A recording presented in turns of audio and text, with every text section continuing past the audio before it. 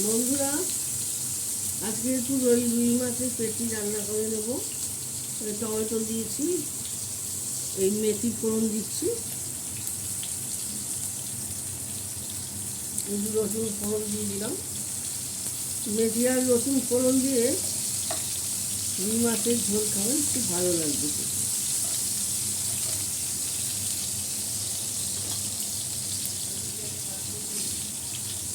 কাঁচা লঙ্কাগুলো দিয়ে দিলাম।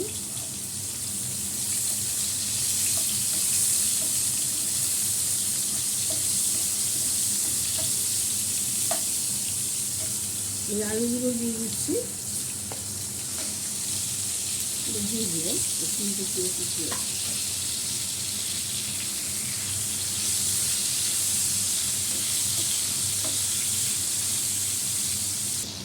হলুদ গুঁড়োটা লঙ্কা গুঁড়োটা দিয়ে দিলাম।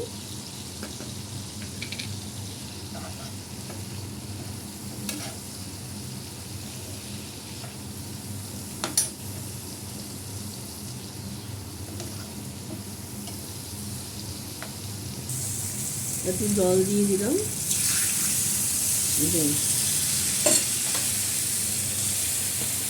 মাছগুলো দিয়ে দিচ্ছি।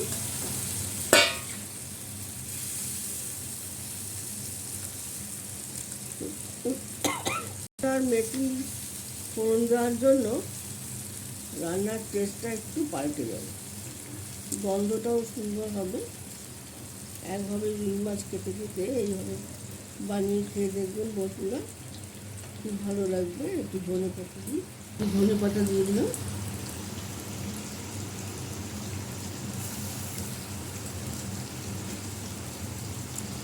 এইভাবে টেস্ট পাল্টিয়ে পাল্টিয়ে খাবেন, খুব ভালো লাগে খেতে।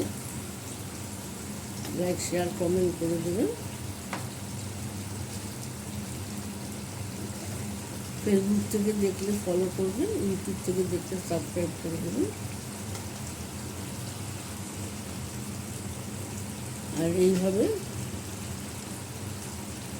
একটু রসুন আর মেথি ফোড়ন দিয়ে রুই মাছটা খাবেন, খুব ভালো লাগবে। এই ব্লগটা নিয়ে আবার আসছি, ওটা একটু ঢাকা দিয়ে রাখো। আমার রুই মাছটা বানানো হয়ে গেল, আর মাছটা থালায় তুলে দিয়েছি। ঝোলটা উপর দিয়ে দিয়ে দিই।